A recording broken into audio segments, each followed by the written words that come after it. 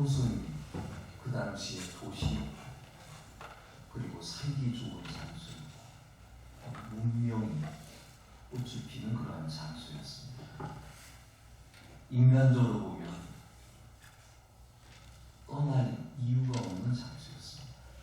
편안했고 살만했고. 그런데 하나님이 말씀하십니다. 너의 고향 친척 아비집을 떠나 내가 너에게 지시하는 땅으로 가라. 아브라함의 나이 75세였습니다. 지금의 나이와 비교해 볼 수는 없겠지만 그는 늦은 나이에 하나님의 부르심을 받게 되었습니다. 이 사건이 중요한 이유는 바벨탑 이후에 찾아오신 하나님이다 하는 겁니다. 하나님은 한 인간을 만나고 그 인간을 통하여서 뭔가 일을 이루시기 위한 그런 준비를 하고 계시는 것입니다. 하나님은 하나님 없이 이름을 내고자 했던 그 사람들에게 인간의 역사 속으로 다시 개입하신 사건이 아브라함을 만난 사건입니다. 하나님은 그 시작을 한 사람으로부터 시작하게 됩니다. 이것은 새로운 은혜의 시작입니다. 은혜라는 단어를 기억하시기 바랍니다. 우리가 하나님을 만난 것은 은혜입니다.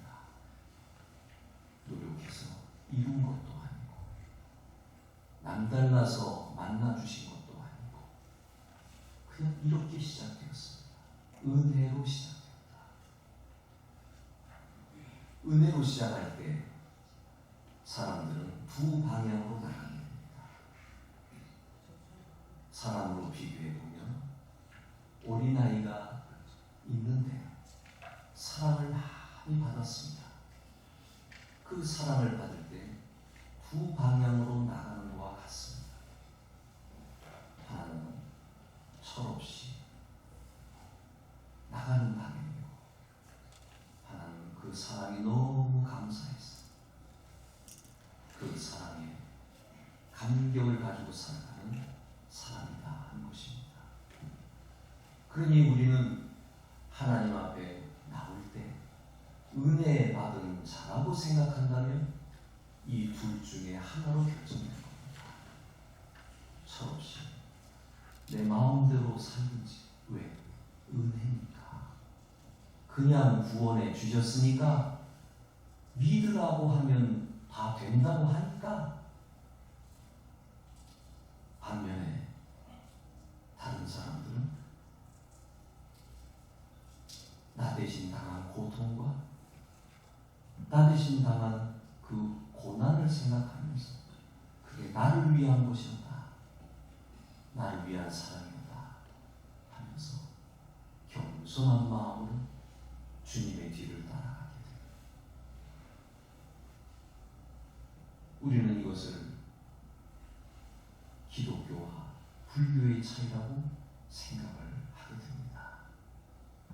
기독교는 타협, 하나님의 은혜로 구원받는 것이고 불교는 자격구원입니다. 이 세상에 고통이 있다. 왜 고통이 오느냐? 너무 가지려고 하니까. 그럼 고통에서 어떻게 벗어나느냐? 그거 포기하라고. 집착에서 벗어나라. 그러면 어떻게 해서 집착에서 벗어날 수 있느냐? 8가지 바른 것을 가지라고. 말을 바르게 하고 행위를 바르게 하고 생각을 바르게 하고 모든 것들을 바르게 하라. 그러면 된다. 이게 불교입니다. 뭐가 있습니까? 내가 해야 되는 거예요. 내가 노력해야 돼요. 그러니 그 안에서는 사람들이 공부한다 그러죠. 염등을 단다 그러죠. 뭔가 하려고 해요. 은혜 주는데 이게 잘못되면 버릇없는 자식이 되어버려요. 주님이 다 주셨으니 그런 마음대로 노력도 없고 행함도 없고 사랑도 없고. 중요한 것은 하나님이 그렇게 했다는 거예요. 하나님이 은혜 주셨다는 거예요. 이거를 제대로 깨달으면 우리의 행위는 알아서 하는 거예요. 자율적으로 하는 거예요. 감사함으로 하는 거예요. 구원받기 위해서 하는 게 아니라 구원해 주셨으니 너무 감격스러워서 사랑하고 이해하고 드리고 싶고 헌신하고 싶고. 이게 얼마나 대단한 차이입니까? 여러분, 인격적인 사람 되고 싶지 않습니까?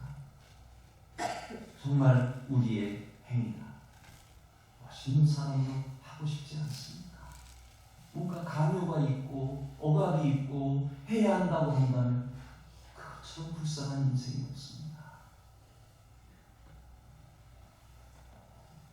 하나님이 아브라함을 찾아가 은혜의 시작. 아브라함을 부르시는 한 개인의 인생 조만이 아닙니다. 이것은 하나님이 인류를 향해 다시 시작하시는 구원의 역사의 시작점입니다. 성경 전체의 구속사의 방향이 전환되는 결정적 순간입니다. 창세기 11장까지는 이런 내용이 없습니다. 12장에 와서야 아브라함아 하고 부르는 이 장면에서 우리는 놀라운 하나님의 방향 전환을 볼 수가 있습니다. 왜 하나님은 수많은 사람 가운데 아브라함을 부르셨을까요? 그가 특별해서인가요? 그가 남달라서인가요? 그에게 뭔가 남다른 재능이 있어서인가요?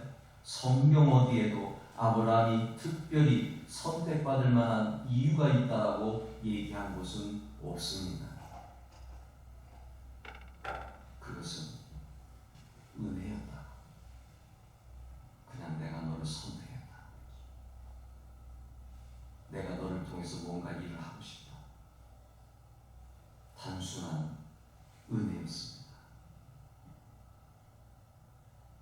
아브라함이 선택받은 것, 우리가 알 수 있는 것은 인간을 사랑하시는 하나님의 최선의 방법으로서 그를 선택한 것. 한 개인으로 끝나는 것이 아니라 그를 통해 뭔가 일을 만들기 위한 하나님의 계획이 있었던 것입니다.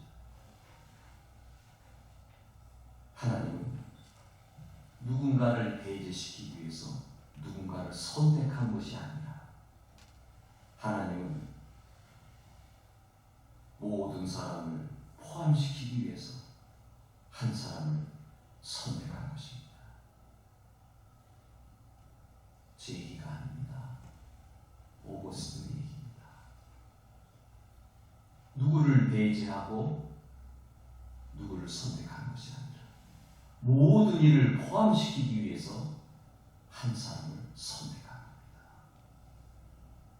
여러분 개인적으로 그 생각 안 드십니까?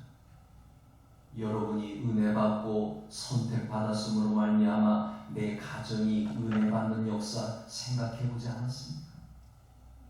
이 나라가 예수 그리스도를 믿음으로 다른 나라에 복음이 증거된다는 생각해 보지 않았습니까? 유럽이 하나님의 은혜를 체험한 가운데 그 나라를 통하여서 전 세계에 복음이 흘러 들어가게 한 역사를 기억하십니까? 한 사람의 선택은 그 사람만 잘되게 하기 위한 것이 아니라 누군가를 더 끌어들이기 위해서. 나를 선택하신 것은 나만을 구원받게 하기 위한 것이 아니라 다른 사람을 구원받게 하기 위해서 나를 선택했다라고 생각해 보지 않습니다. 내가 은혜 받은 것은 다른 사람에게 사랑을 베풀고 그 사랑을 통하여서 하나님을 만나게 하기 위해서 그 일을 이루셨다라고 생각해 본 적은 없습니까? 아브라함의 선택은 다른 이들을 포용하기 위한 선택이었던 것입니다.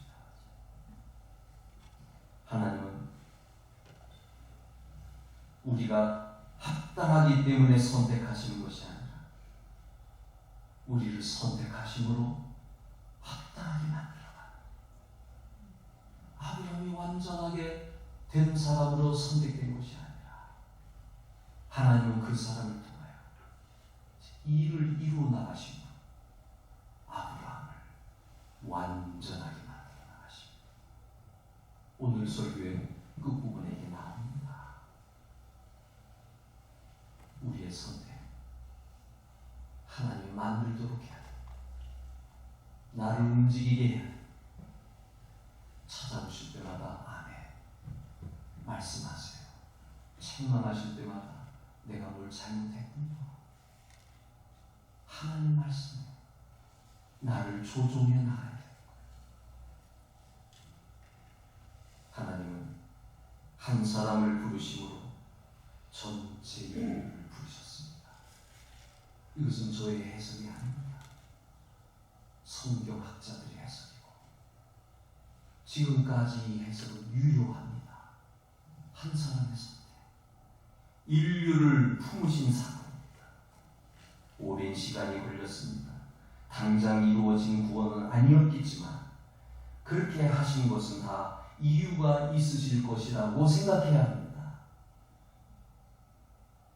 왜냐하면 모든 선한 것의 시작과 끝은 오직 하나님이 하신 겁니다.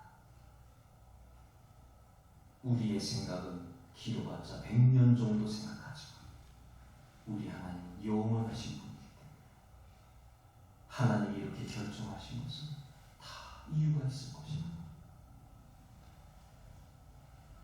우리의 생각으로 시간이 짧다. 왜 아브라함이냐? 어떻게 이렇게 긴 시간이 끝난 다음에야 예수 그리스도가 오셔야 하느냐? 우리 생각이죠. 우리는 하나님의 생각을 따라갈 수 없습니다. 창세기 12장의 부르심은 창세기 22장의 모리아 산으로 이어지게 됩니다. 그리고 모리아 산의 이 사건은 수백 년이 흐른 뒤에 갈보리 산으로 흘러가게 됩니다. 저수지는 물이 고입니다. 항상 고여 있습니다. 비가 오지 않으면 말라버립니다. 그러나 강물은 알프스 산에서 흘러내려오는 물 흐르고 흐르는 가운데 계속 흘러가게 됩니다. 아브라함의 선택은 저수지가 아닙니다. 강물입니다. 그를 통해서 뭔가 흘러가게 하기 위한 역사, 그 역사를 하나님이 준비하셨던 것입니다.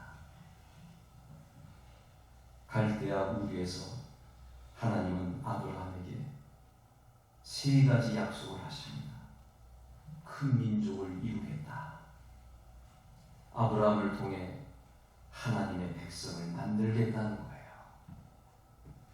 하나님의 백성을 만들고 그 백성을 통해 하나님을 계시하시고 결국 그 계보를 따라 구원의 역사를 이루시겠다는 겁니다.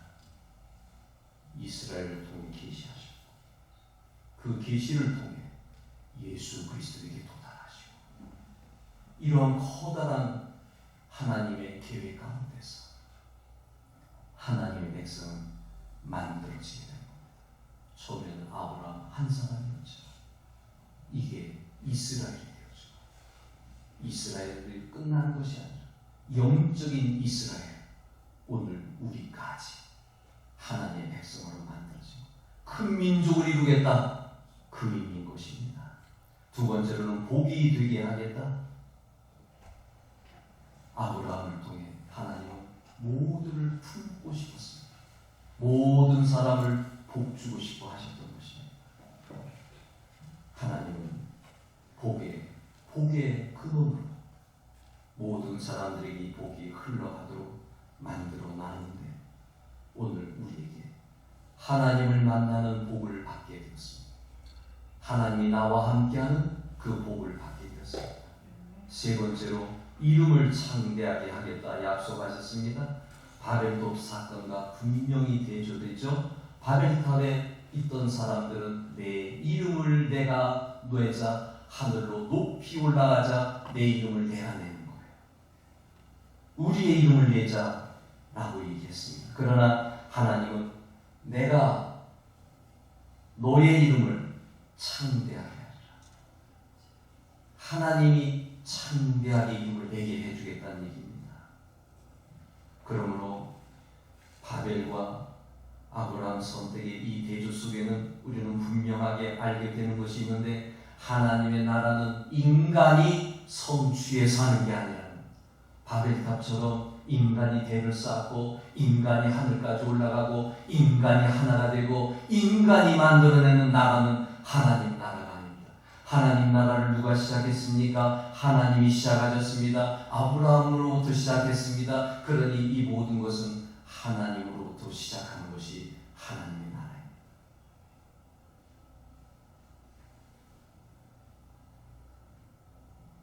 이 대조 속에서 하나님은 하나님의 약속 가운데 이루어지는 것을 봅니다. 세 가지 약속을 하셨죠. 여기 우리는 아브라함이 대응하는 것을 보게 됩니다. 이에 아브라함이 하나님을 믿으니 뭘 믿은 것입니까? 하나님의 말씀을 믿은 겁니다. 하나님의 약속을 믿은 겁니다. 하나님이 말씀하신 것을 믿은 겁니다. 이게 신앙생활의 출발입니다. 하나님이 말씀하셨습니다.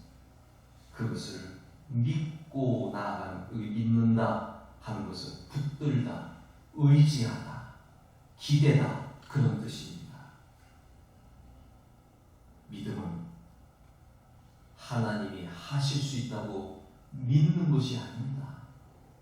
믿음이라고 하는 것은 하나님이 하실 것을 신뢰하는 것입니다. 보통 차이가 아니죠.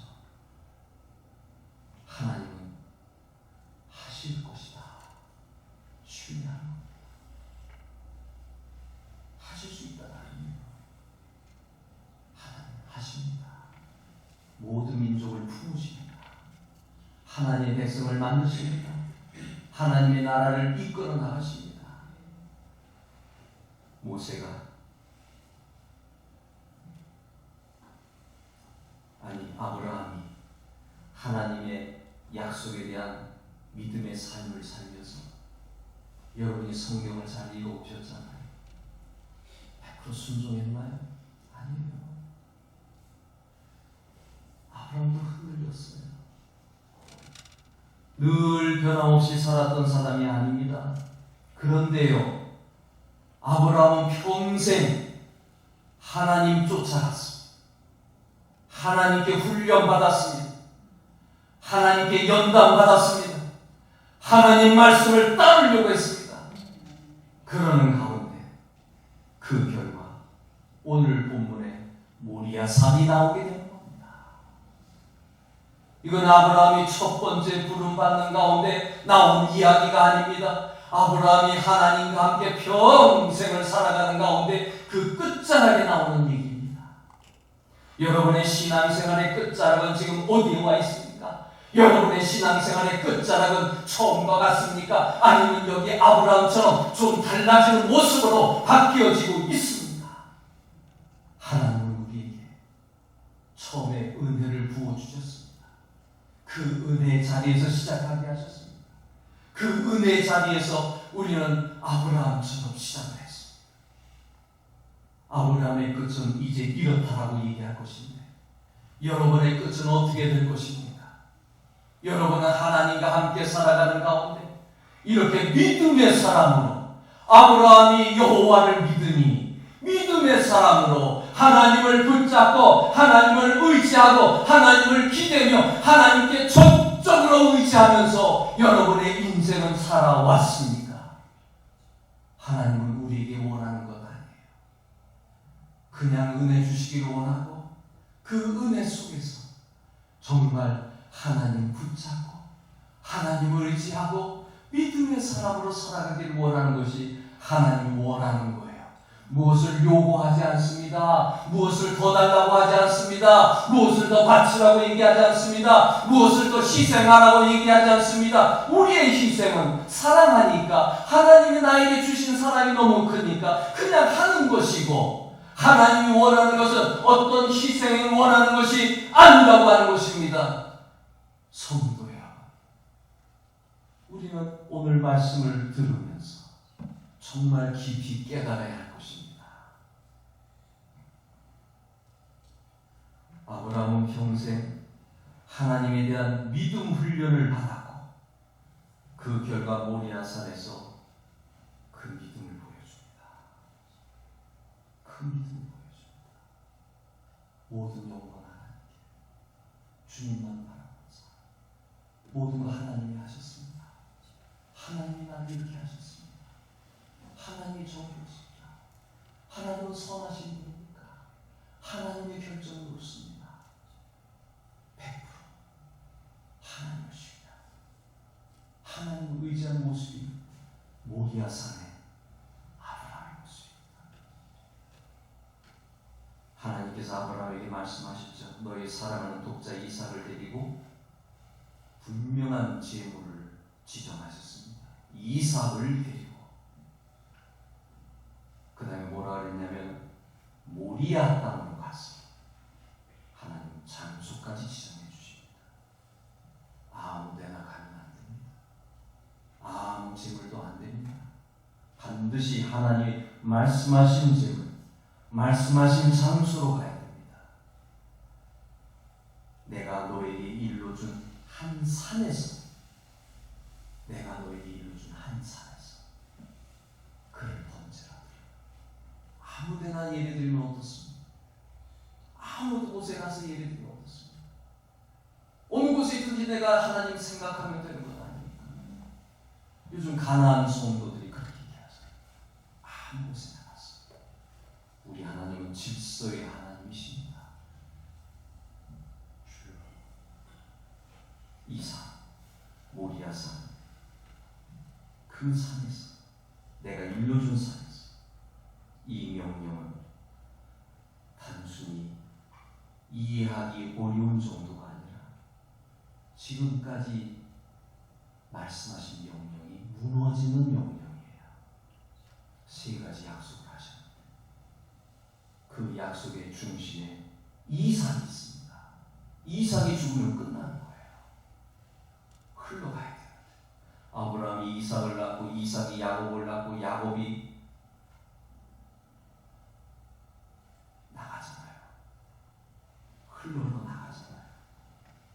근데 그 중요한 이삭이 죽으면 하나님의 말씀은 다 헛된 것이 되는 거예요. 그가 죽으면 세 가지 주어졌던 약속은 아무 의미가 없는데요. 근데 하나님은 이삭을 바치라고 하십니다.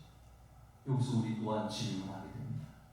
하나님 왜 이런 명령을 내려 했을까? 이삭을 내가 지시하는 산 그곳에 가서 번제로 바치라. 시험하고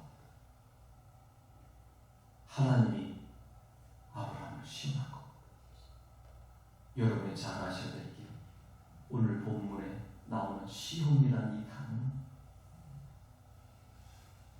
계시의 사건으로 우리는 봐야 됩니다. 하나님이 이 일을 이루기 위해서 이 일을 만들어 나간 사건입니다. 시험하다는 단어는 드러내다라는 의미로 오늘 본문을 쓰여지게 됩니다. 드러낸다. 드러내는 게 뭐예요? 계시잖아요. 하나님의 계획을 드러내기 위해 하나님은 그런 시험을 하신 겁니다. 아브라함을 무너뜨리려는 것이 아니라 하나님의 구원 방식을 드러내기 위해서 이 어마어마한 사건을 만들어내는 겁니다. 여기에 놀랍게도 저는 질문해봤지만 아브라함은 질문하지 않았습니다. 이게 놀라운 겁니다. 그는 하나님 말씀대로 떠납니다. 그는 이미 마음속에 이삭을 하나님께로 드리려고 마음 먹었습니다. 신약은 이 장면을 이렇게 해석해 주죠. 그는 하나님이 능히 죽은 자 가운데서 다시 살리실 줄로 믿었다. 그렇게 되어 있습니다. 말씀을 깊이 생각해보면 여러분, 믿음은 내 생각이 멈추는 시점에서 시작된다라는 유명한 말이 있습니다. 어떻게 이게 가능할까요? 내 생각이 멈추는 시점을 제빙 키르케고르가 아브라함의 모리아산 사건을 통하여서 두려움과 떨림이라는 제목으로 하나의 책을 냈는데, 이것은 하나님에게 전적으로 의지한 사람이 가능했다는 얘기예요. 아직도 질문이 있고, 아직도 의문이 있고, 아직도 내 생각이 있다면 하나님의 이 말씀을 따라갈 수 없죠. 철저하게 하나님은 좋으신 하나님, 하나님의 결정은 옳으십니다. 하나님께서는 이 일을 준비하셨습니다. 하나님께서 반드시 선한 역사 이루실 것입니다. 아브라함은 아들의 이야기를 통하여서 하나님을 신뢰했기 때문에, 우리 하나님은 좋으신 하나님이십니다. 하나님은 반드시 어떤 좋은 결과로 내리실 걸 알기에 그렇게 따르는 것. 그 대표적인 게 뭡니까? 스데반의 순교 아닙니까? 죽어요. 돌에 맞아요. 하나님이 없는 것 같아요. 그런데 내려놓잖아요. 왜 내려놔요? 하늘의 세계를 봤습니다. 우리의 신앙, 머리로 계산하는 신앙이 아닙니다. 아브라함이 이렇게 결정한 것은 우리가 생각하지 않는 또 다른 영적인 세계를 보는 거예요. 또 다른 하나님에 대한 믿음이 있는 거예요. 우리가 생각하는 게 전부라고 생각하지 마세요. 하나님은 지금도 이 세계를 다스려 나가십니다. 하나님은 지금도 우리를 다스려 나가십니다. 하나님의 손길이 있습니다. 그러기에 우리의 신앙생활은 항상 하나님에게 초점을 맞춰 나가고 있는 겁니다. 아브라함은 완벽할 정도로 믿음의 사람이었습니다.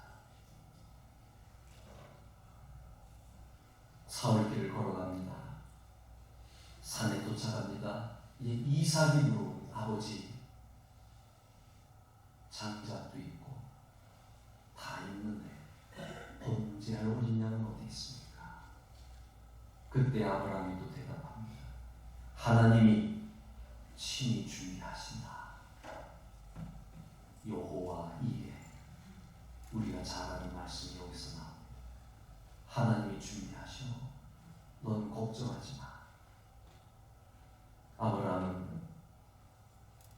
선하신 하나님을 믿었기에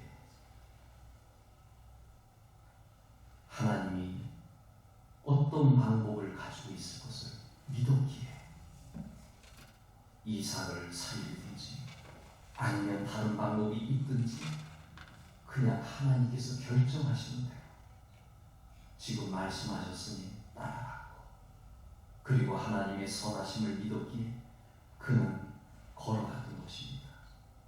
이삭이 제단 위에 놓입니다. 바로 그때 칼이 들려지는 순간에 아브라함아, 아브라함아, 하나님께서 말씀하시는 것. 그 아이에게 내 손을 대지 말아라. 그리고 한 마리의 순양이 걸려있는 것을 보게 됩니다. 여기서 성경 중요한 단어를 사용합니다. 순양이 대신 죽습니다. 대속, 대신이라는 단어가 드디어 여기에서 나오는 겁니다. 대신하여. 우리 신앙의 중요한 원리인데, 인간이 죽어야 할 자리에 다른 존재가 대신 죽습니다. 이삭은 살고 순양이 죽었습니다. 우리는 살고 그리스도가 죽었습니다. 이렇게 연결돼요. 대신의 역사. 나 대신해. 이 죄악 덩어리 나 대신해. 이 쓸모없는 나 대신해. 예수 그리스도가 죽으셨다. 처음 예수 만났을 때 이 감격 때문에 주님께 모든 것을 드리고 싶은 마음이 생겨나는 겁니다.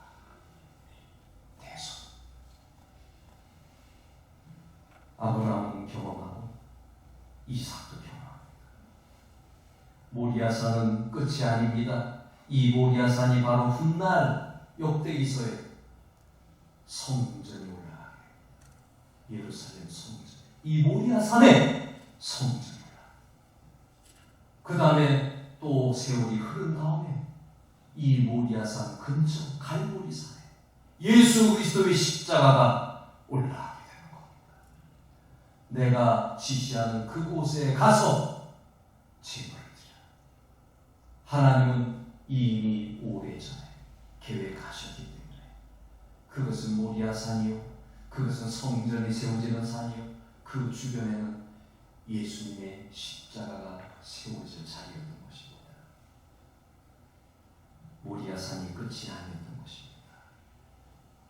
이삭이 나무를 지고 갔듯이 그리스도는 십자가를 지고 가셨습니다.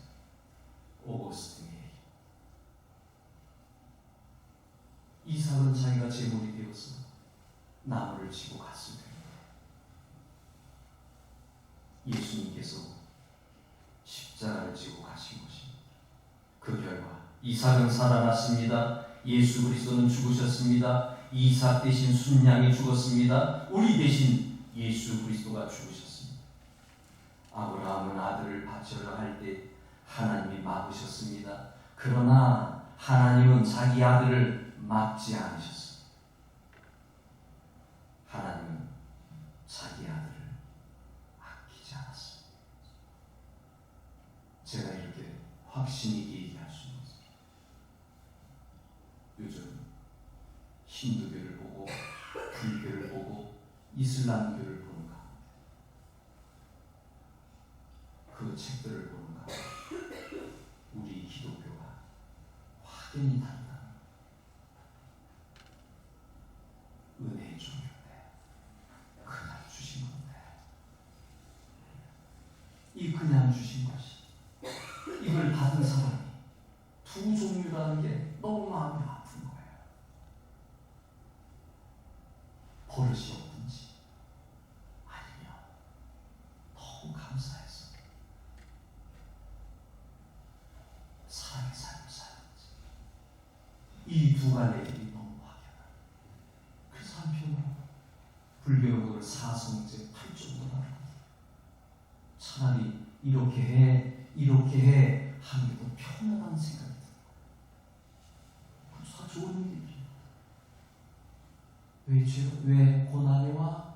너무 가지려고 하니까, 너무 집착하니까. 어떻게 고통을 없애? 멸하라고, 벗어나라고, 버리라고, 좀 포기하라고. 그러면 열반에 이르게 된다. 열반에 이르면 말도 잘해야 되고, 생각도 잘해야 되고, 행동도 잘해야 되고, 다른 사람에게 잘해야 돼요.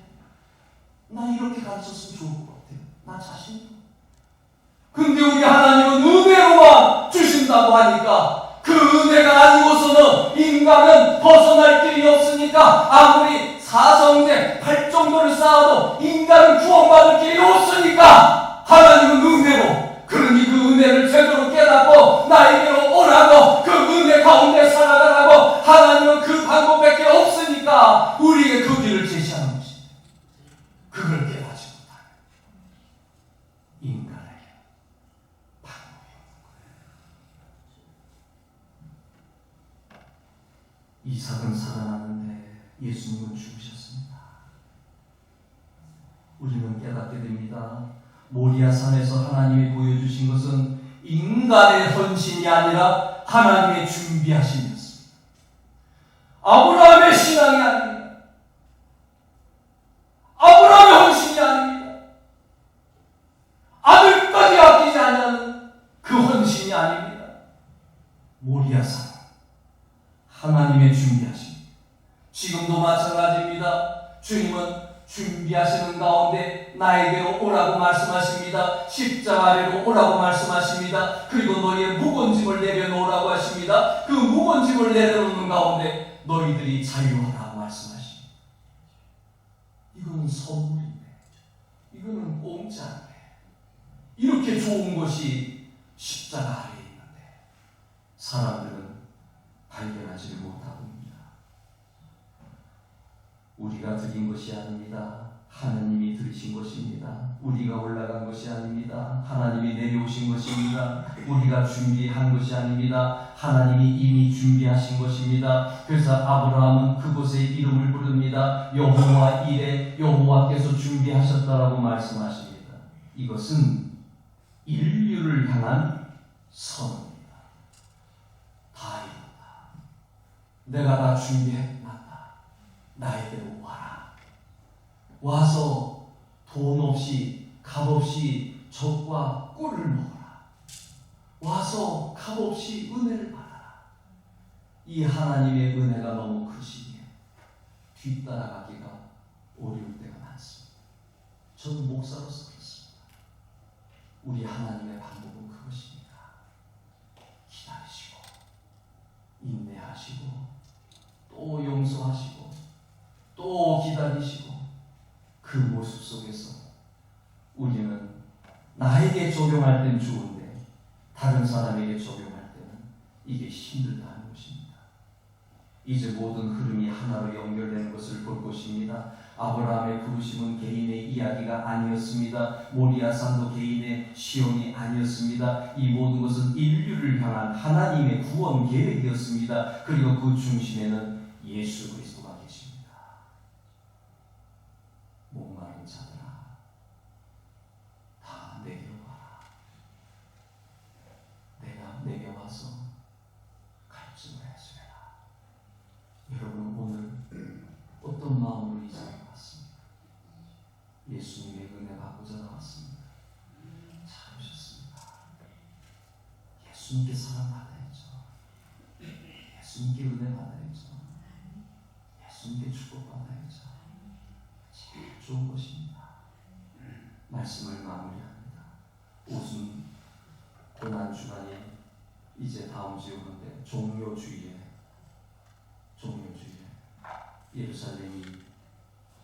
예루살렘에 들어가실 때 어린아이들이 호산나 소리 지릅니다. 우리를 구원하소서라는 뜻이죠. 우리를 구원해 주세요. 종료 가지를 들고 오늘이 종료주일 금요일입니다. 소리 지를 필요 없습니다. 이제는 소리 지를 필요 없습니다. 예수님께서 다 이루셨기 때문에 주님 붙잡고 주님 의지하고